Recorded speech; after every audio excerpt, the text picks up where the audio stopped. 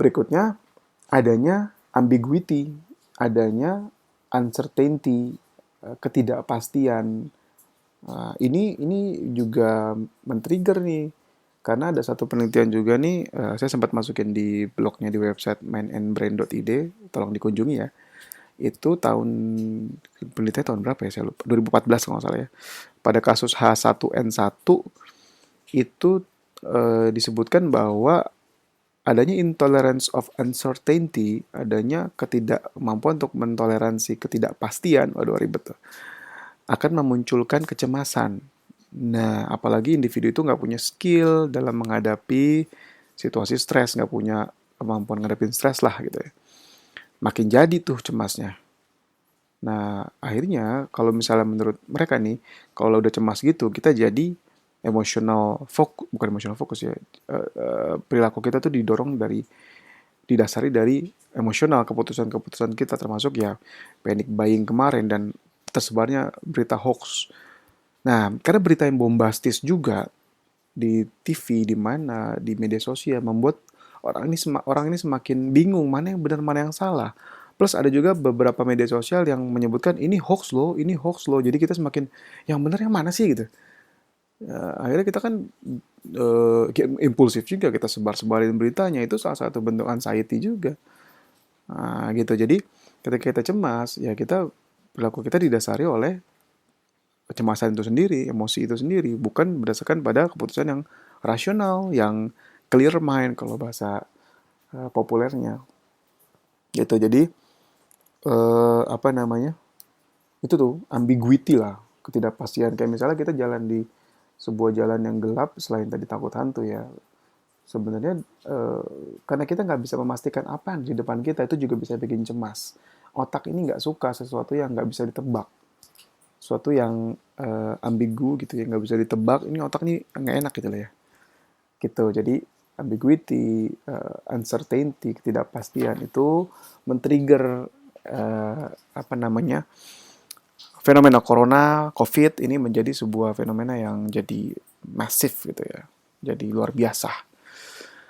Nah, dengan faktor-faktor penyebab kecemasan tadi, itu efeknya sebenarnya selain memang membuat kita jadi munculnya emosi negatif yang pastinya nggak enak buat kita dan bisa mengarahkan kita jadi punya perilaku yang nggak tepat seperti panic buying kemarin, diborong tuh, ditimbun, diborong, ditimbun pula terus dibisnisin. Wah, itu kurang ajar tuh ya, bisnisin tuh.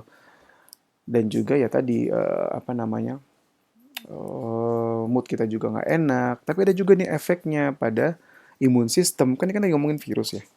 Artinya kan ya salah satu ya bagian yang tubuh kita yang melawan itu kan imun sistem. Nah, imun sistem kita ini kalau misalnya kita lagi under situasi yang anxious, yang cemas, itu kan kalau cemas itu kan stres ya. Stres kita persepsikan sebagai suatu yang mengancam, akhirnya muncullah kecemasan itu. Cemas, khawatir, takut. Itu cemas sedikit aja, khawatir sedikit aja sudah cukup men-trigger stress response kita di tubuh kita, yaitu saraf simpatik atau simpatetik dan juga HPA axis atau hypothalamus pituitary adrenal axis.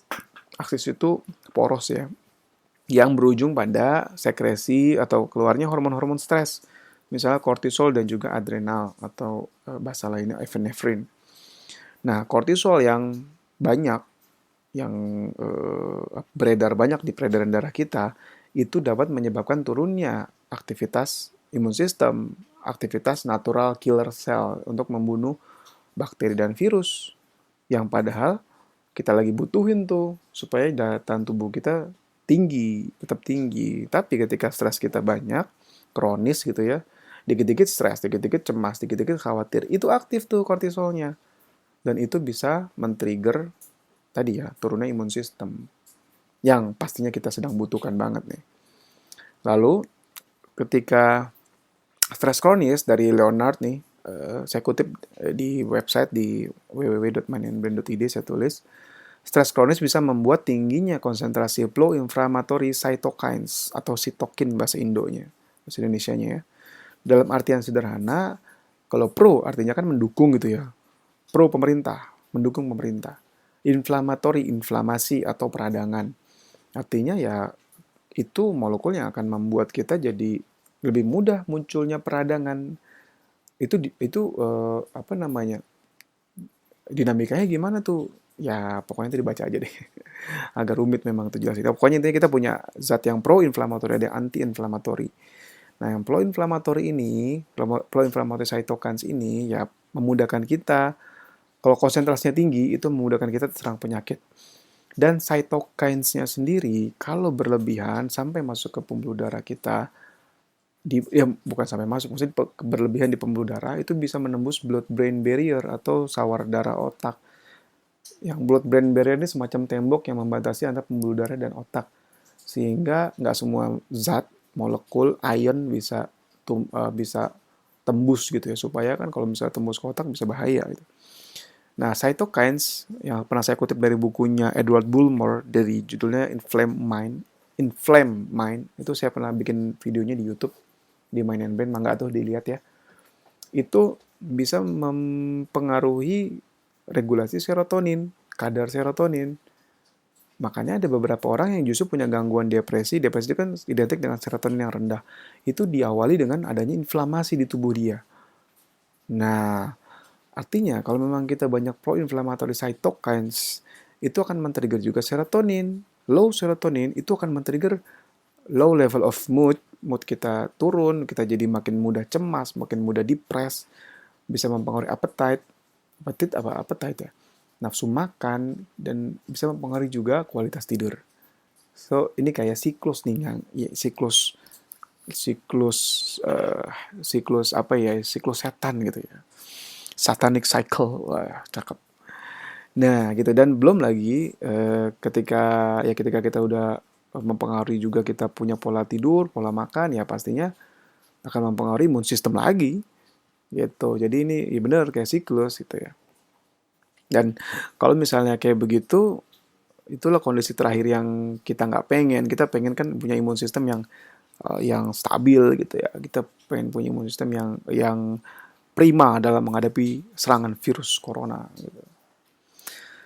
Oke, lalu terus apa nih Mas yang harus dilakukan nih?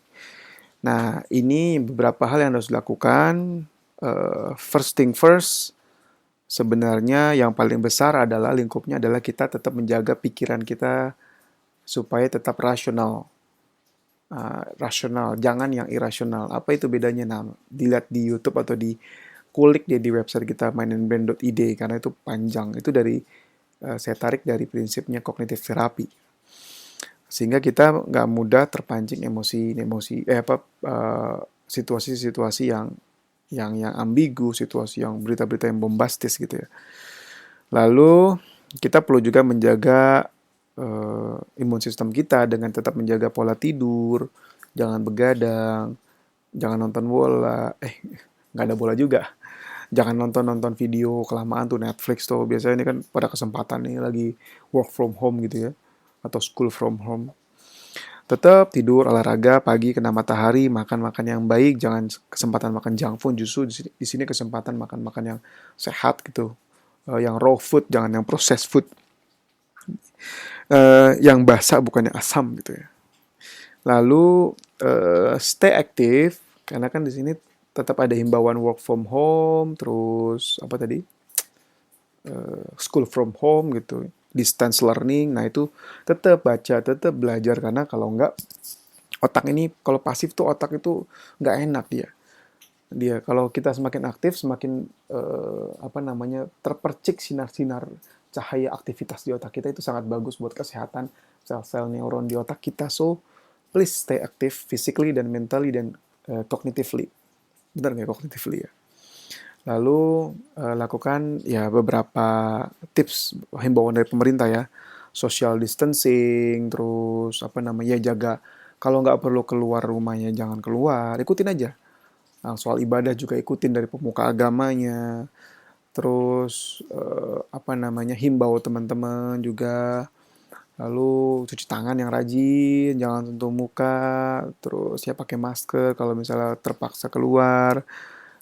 Lalu ya misalnya stay connected lah sama relatif kita, saudara, keluarga kita.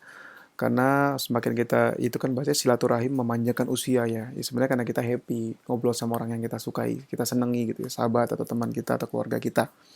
Itu tetap dilakukan, kan sekarang bisa video call, bisa telepon, bisa WhatsApp dan seterusnya. Stay connected, lalu batasi media nih. Karena tadi di awal kita bahas bahwa berita yang bombastis menimbulkan anxiety pada orang-orang tertentu. So, bijaklah memilih informasi. Jangan semuanya kita lahap. Cari yang validitasnya dan reliabilitasnya tinggi.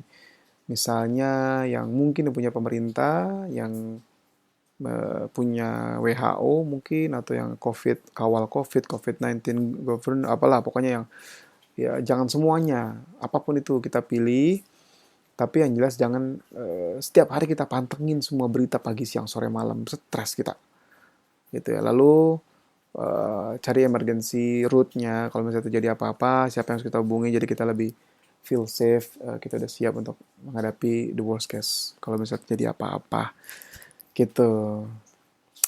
Mungkin itu kali ya. Kalau ada tambahan dari para pemirsa Mind and Brain, pendengar Mind and Brain, mangga di email, di WhatsApp, ada kita WhatsApp-nya, atau misalnya di DM di Instagram, atau di Facebook, atau komen di YouTube. Atau ini mudah-mudahan kita tampilin di podcast.